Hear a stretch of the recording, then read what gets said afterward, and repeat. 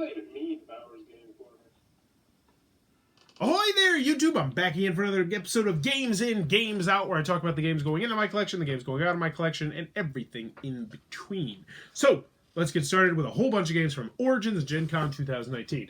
First one we got is Troll and Dragon from Loki. This is an outstanding Press Your Luck game from this new company, Loki, which is under the umbrella of Yellow. So Yellow decided, hey, we're going to make a line specifically for kids games, and this one is my favorite of the three. Great game, absolute recommendation for that one. Similarly, SOS Dino, another very good family weight game. I like it a lot, where you're getting these cool dinosaurs, trying to get them off an island. Really enjoyed that one as well. But if we have two really good ones, one really good, one great, we do have a stinker, and that is Frenemy. I cannot recommend this one to anyone. It was just boring. Now, it is for ages 5+, so it's the youngest of all of them, but they still could have made more. Even the artwork itself is boring, and it's... Just get SOS Dino, get Troll and Dragon, but steer clear of Loki. Continuing on, we have Sherlock Express, which the kids like better than I did. I thought it was good. I didn't think it was great. Very easy to learn, easy to teach, and minimal components. I mean, all you got right here are these cards. And I enjoyed it for what it was. It's a really quick, like, deduction slapping game, and yeah, it's fun enough. I'll probably keep it in my class for the time being. Next, we got Finger Guns at High Noon, a very weird game in which you are going to be playing finger guns, where you're going to be pointing guns at people, or lassoing to get special ability cards in the middle, or doing dynamite, doing all sorts of cool stuff like that. It sounds like a weird game. It plays up to 8 players, but I really enjoy this one. This one's going into my collection. I don't see it leaving anytime soon because of how different and unique it is. Check this one out. It sounds stupid, but it's really fun. Continuing on, we got Snail Sprint. This I bought for my son Luke at Origins. This is a really cool game in which you're going to be racing snails around the board, but also around the box, because on the bottom of the snails, it's metal. So they do, well, that's probably, yeah, they actually stick on there. It's really cool. And it's a little bit like Candyland in the aspect of you're moving to different spaces based on the colors or the symbols on them, but it does have a little bit more meat to the bones, and I can really recommend Snail Sprint. Continuing on, we have Brain Freeze. This is a really simple party game in which you're trying to see matches, think Jungle Speed, so when you have the same symbol, which in this case are going to be desserts, you have to look at your opponent's card, read the card, and then answer the question, so your brains, and the questions are just interesting questions about yourself. I enjoyed it. I thought it was good. Am I keeping it? No, I'm actually putting it into a basket that my wife is having for her work. They have a family game night basket. She's like, could you contribute some new or used games? And I was like, have you met your husband before here? So yeah, I pimped out that basket. Next one going into the basket, we have Bananagrams Duel, which is... it's a really simple game. I don't know why it exists, to be honest with you. And if it didn't have this nice banana packaging, it would not exist. You have dice, you try to make crossword puzzles, you race. It's not that much fun. It's not terrible, it's not bad, but it really has no business existing. Steer clear of that one. Next we have Dirty Pig. This is a really simple card game. The next one in the line from, what's the name of the company? Happy Planet, which is the under the umbrella of North Star Games, which I love. Gaming companies doing this, having specific brands that are just children's games. I think a fly just crawled in front of it. That's what that was. That was neat. Except for the fly. I hate flies. This is Dirty Pig. It's a really simple game in which you are trying to get all your pigs dirty. If you get all your pigs dirty, then you win the game. But it's not going to be that easy because your neighbors are going to be trying to clean your pigs, and they're going to be setting your barns on fire. And it's pretty fun. It's light, it's simple, and if you have family, if you're looking for a family game, you could do a lot worse than this. I enjoyed it, and it's my son's game, so obviously we're keeping it. Next we have Polissimo from Jaco, yet another one. So we have Loki, which is the children's game under Yellow. We have Happy Planet, which is the children's game under North Star Games, and now we have Jaco, which is owned by Asmodee, which is going to be their children's and family games one. And this is actually a French company, I believe, and they just bought it out because that's what Asmodee does. But this is a really simple one-player game in which you are just trying to make puzzles. It's not really much of a game. It's just you're going to have these nice wooden tiles, and you're going to be trying to fit them all on this grid, and it's very spatial awareness-y. I enjoyed it for what it was. I don't think it's spectacular, but if you're in the market for a puzzly style game with nice components, you could do a lot worse than this one. For me personally, I'm going to keep this in my classroom as kind of a cool down game. Plus, it is fun to watch kids play and see how their brains work.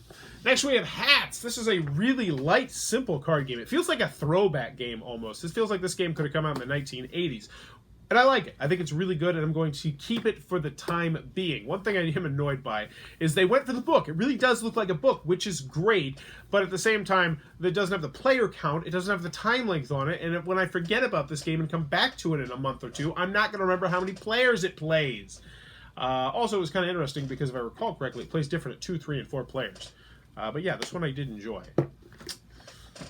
Continuing on, we have Dragon's Caves. This is from Blue Orange, and this is a really simple game in which you're going to be laying down a card, and that card's going to have a color on it, and you go to a different spot, and there's going to be one person is going to be a dragon each round, and they're going to try and predict what color you're going to go to based on information that's already out on the board, and it's good. I enjoyed it.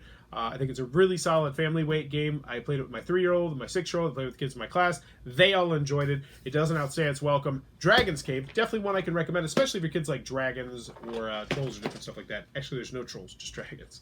Next one we got is Harry Potter Spellcasters game. So this is a really interesting game in which you're going to have a really cool magical wand, and then you're going to have these cards, and you're going to be trying to complete the spells, and everyone else is going to be looking at all these cards on the board and trying to predict which spell you are doing. Really light, really simple, but if you have Harry Potter fans, it's pretty dang solid. The kids in my class went crazy for it. My son went crazy for it, and I think you could also play it as a party game, potentially if you're like at like a Harry Potter get-together or something like that, or if it's a lot of Potterheads in one location. You know, it's not the deepest game, but for what it is, I think if you have kids that are Harry Potter fans, I think they're really going to enjoy it. Plus, the wand is nice. It's not like a cheap, chintzy wand. Next, we have Farm Rescue, a really great game. I almost awarded this one as a Bowers Best Seal. The new one from Blue Orange Games. It's ages 4+. Played it with my 3-year-old. He had no problem with it. This is a really simple game where you're trying to play as a farmer, either hiding all your animals from the big bad wolf that's coming, or catch the big bad wolf and, of course, kill him. And absolutely spectacular. If you have kids age 3 to 6 or 7, in particular 3 to 5, get this game. Easy recommendation. I kind of regretting not giving it Bowers Best Seal how much I like it now.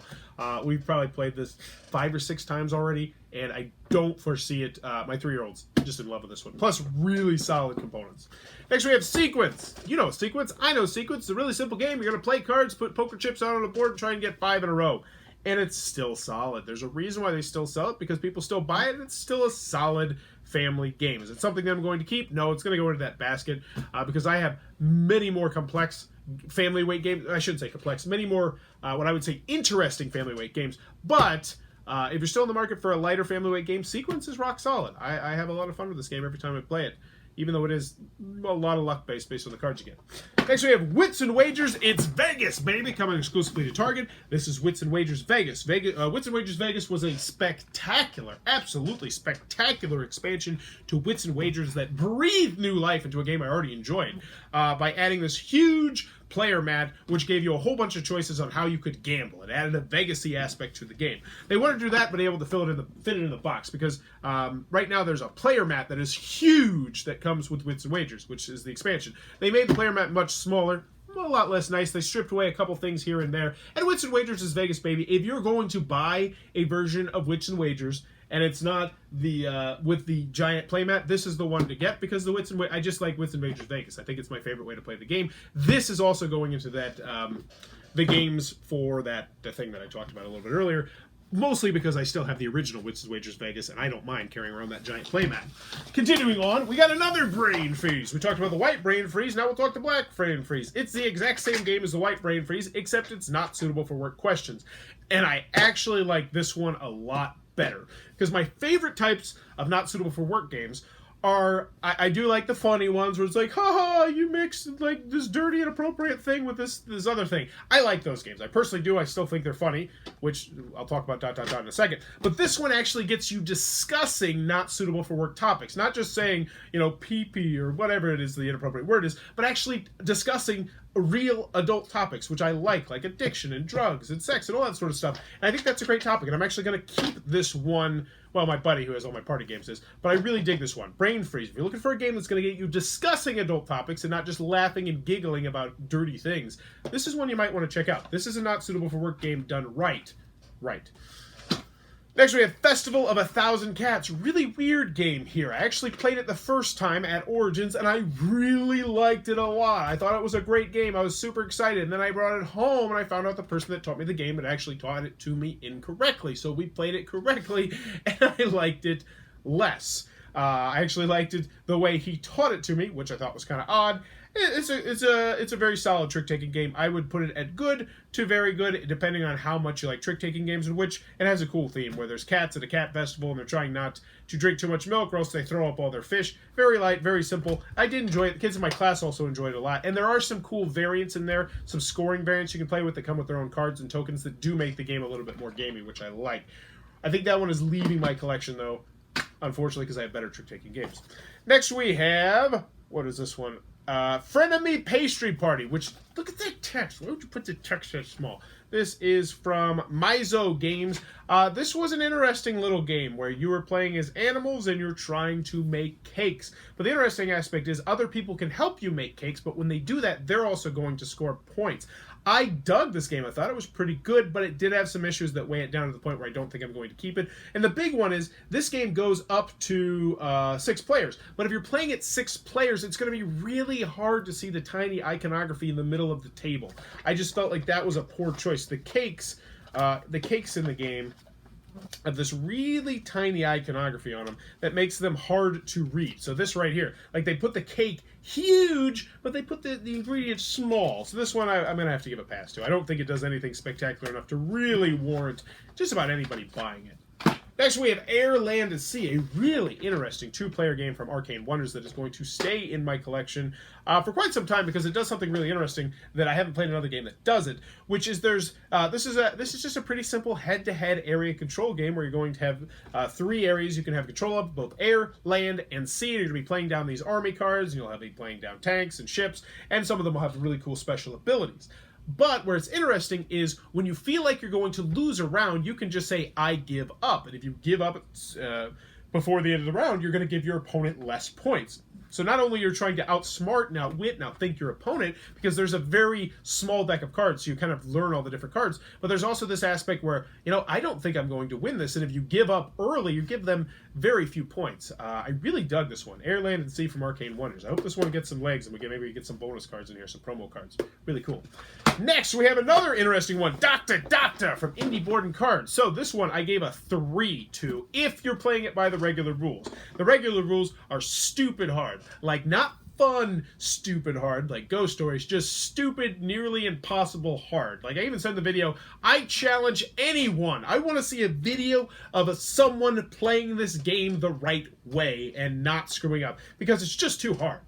Like, and I'm not just talking about for me, I'm talking about probably about 10, 15, 20 people have tried this game now, and they were just like, this is nearly impossible.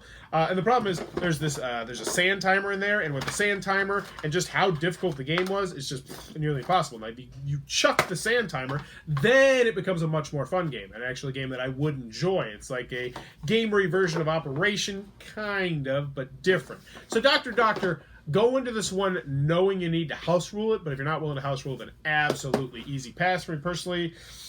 Out of my collection. I got better dexterity games. And next we got ... I talked about one of those silly games where you're just trying to giggle at inappropriate things. That's this one. This is Cards Against Humanity clone, but here's the difference, and I actually do like the shtick it's got. If you're going to be a Cards Against Humanity clone, you got to do something different. And this one's different because they give you these really large, oversized text message cards, and you have to fill in the blank with the text messages. And obviously the fill in the blanks are normally the dirty, inappropriate stuff.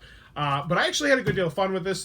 When we first started it, it was like, oh my gosh, it's another Cards Against Humanity clone. But then I remembered, I have fun with Cards Against Humanity, and we had fun with this, and there was lots to laugh. We were laughing so hard we were crying at some points, and I did like the text message part of the game. So in the end, ...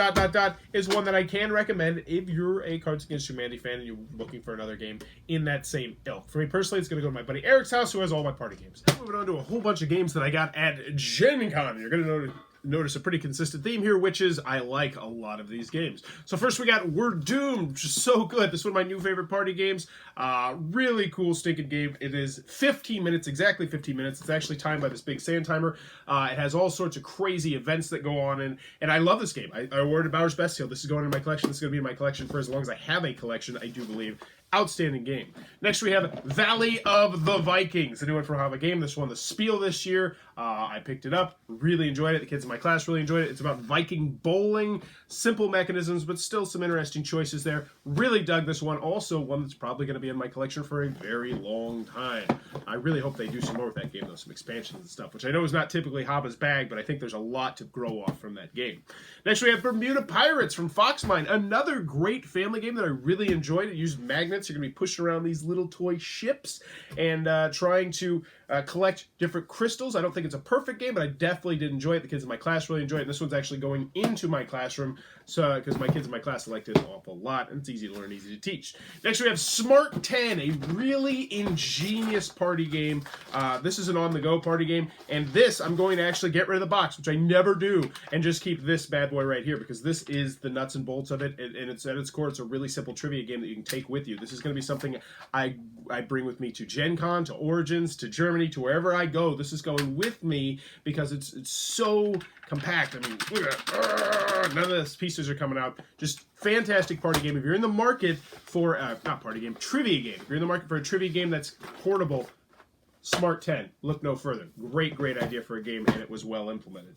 Next, we got Planet from Blue Orange Games. This one I really did enjoy. This has been getting a lot of buzz. You're building your planet on this little, I think it's 12-sided die-looking thing on the back. I enjoyed it. I thought it was very good. I think I might even say it was great. And this is one that I know they have tons of plans for expansions for. They said they're going to be supporting this game for a very long time. Perfect gateway game, to be honest with you. This is definitely going to go on my shelf as one of those gateway games that I can teach to kids as well. Easy to learn, easy to teach, rock solid, definite recommendation, as long as you know it's light. You do need to know it's on the lighter side, 2 to 4 players, 30 minutes, ages 8+, I'd say ages 6+, but still, very solid game. That is Planet. All these going into my collection. We got to make room, right? So this one's surely going out of the collection. No, this one's going in too. This is Dragon Scales. This is the best take that game that I have played, in my personal opinion. This is on the Dice Tower Essentials line. I'm pretty sure Tom was trying to find the best take that game out there that still had gamery mechanisms that didn't feel like it was cheap, and he did it. This game is great. I really like this game, and I can't wait to see more expansions in the future that are going to add more villains, because each of the villains in this game, you're playing as villains who all just want to punch each other in the face and do mean things. You're going to be doing mean things to each other, but at the same time trying to escape a dragon's cave or fight said dragon. And there's 2 different ways the game can end. Well, actually, there's 3, because you can all die. There's 3 different ways the game end. You're rolling dice, then placing the dice. I really like this game. Lots of variability in the cards and all that sort of stuff and the different characters. Tons of potential here. That is Dragon Scales. I really hope this one gets popular. Do not let this one slide on your radar. I think this is a perfect game night game. 60 minutes, easy to learn, easy to teach. Great game. Into the collection. So, you know, I was about to shoot this video, and I was like, you know what? I gotta knock some games off. I'm putting too many games in, not knocking enough games off. So here we go. We got Edge of Humanity, which is a great deck building game from Golden Egg Games. I had a really unique twist to it, which I don't even remember because I reviewed it and then it never got played ever again, which happens with a lot of games. So it's not going to happen to you, though. I promise it's not going to happen to any of you. Actually, it's probably not going to happen to any of you. Except for maybe you, Dragon Scales, so you're not popular. But no, most likely it's not. But this one, I enjoyed it, and they had big plans for expansions. Look at the size of this box. Look at this. Look at this. Look how much, like, no space taken whatsoever. But Golden Age Games has a lot of problems. Like, they have a Kickstarter that's completely unfulfilled. So I don't foresee an expansion coming from this game anytime soon. So unfortunately, out of the collection. Continuing onward with stuff that's going out of the collection, we have Skyward from Rule and Make. I really enjoyed this game. I did a review of it, and then it went on my shelf, and I can't remember anything else about it, so we can go on.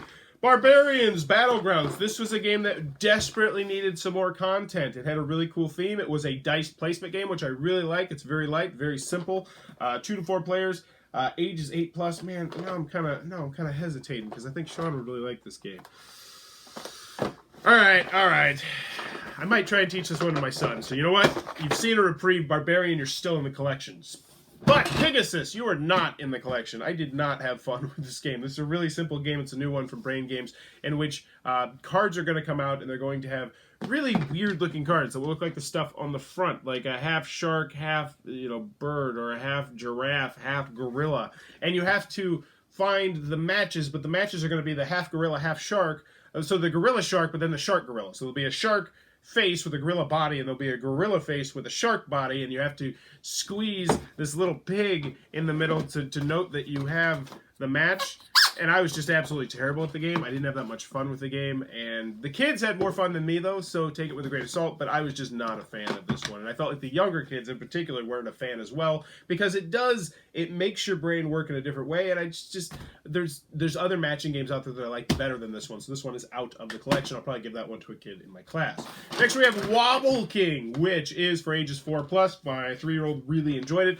Some of the kids that I have in my class, one of the kids I should say that I have in my class who's on the spectrum really enjoyed it as well, so I am going to be keeping this one into my classroom. A very easy game in which you're trying to take these little silver coins off the bottom of the sleeping king and put them on the top and try not to knock over the king. Easy to learn, easy to teach. It's a very good game for younger kids, and you do need to know that this is nothing I'm going to play with adults ever, but for young kids, I'd say ages 3+, definitely one I can recommend. Next we have Quick Link, which is completely out of the collection. I think I gave it a 3, which I actually like the premise of the game. I thought the premise of the game was neat enough and enjoyable enough, but the problem is there's huge component issues here in the fact that you have these little squeakers. It's really cool, but you're supposed to slam them down to pick up cards, and what happens is with 2 of these, this top part right here popped off, and I'm pretty sure it's super glued in. So I tried to put it back in there, but it wouldn't stay in there, and that just became a frustration, and that's more frustration than I need to deal with for a game that I don't think is great, but I think is good. So Quick Link, out of the collection, all because of the components. Probably wouldn't have made the collection anyway, because I thought it was good. I didn't think it was great, but still, Quick Link. Definitely, we're probably going to steer clear of that one, because I'm assuming that component issue is probably going to be something that a lot of people have, because it happened to 2 of my 4 squeakers. Not just to 1, but to 2 of them. Last but not least, we have Foodies from Simon. This is a very light, simple game in which you're going to have a grid in front of you, and you're going to be putting different types of food from a food court into there and trying to score points, and then you're going to roll dice, and then everybody scores points and scores coins. It's very light, very simple. I'd say this is a gateway-esque game. I played with the kids in my class. They really enjoyed it. I really enjoyed it, but it just didn't do enough for me. And here's the thing. If my game night played lighter games, I definitely think I would probably keep this in my collection, but my game night does not play lighter games. And if I'm comparing this to, say, a game like Planet over here, I would rather play Planet than Foodies. Now, I think Foodies in the future has the potential to be a better game, maybe not a better game than Planet, but a better game as it gets more and more content with an expansion or 2. But I don't think I'm willing to wait that out, because I'll be brutally honest with you. If I put this on my shelf, it is not getting played. So Foodies, out. I'm actually going to give it to my buddy Eric, whose family is much more on the lighter side. I think they will get a good deal of enjoyment on it. So Foodies, while it's out of my collection, if you're into lighter games and if your family's into lighter games, I definitely think this is one you might want to check out, because it does have great artwork, easy to learn, easy to teach, and I did enjoy the game. But there you go. That is Games In, Games Out. If you enjoy what I'm doing, please be sure to click on that subscribe button down below. If you want to support the channel, click on the little Amazon Associates link down below. And in the comments below, let me know what's the last game that you got out of your collection, or the last game you think is going to be out of your collection. Oh my gosh, I forgot City of the Big Shoulders. I guess I'll do that next time. For me personally, the next game that's going out of my collection. Oh, let's look around. There's a lot of candidates. It might be Master of the Galaxy. It's a great game from Ares Games with a rule booklet. I don't think the rule booklet was the best, and I have no idea or remember how to play the game, and I don't think they're going to add expansions to the game at any point. So it might be Masters of the Galaxy, even though I really, really like that game. Man, I hate this. I hate purging. Let me know in the comments below. What's the next game that's coming out of your collection, or the last game that came out of your collection? As always, thanks for your time, YouTube.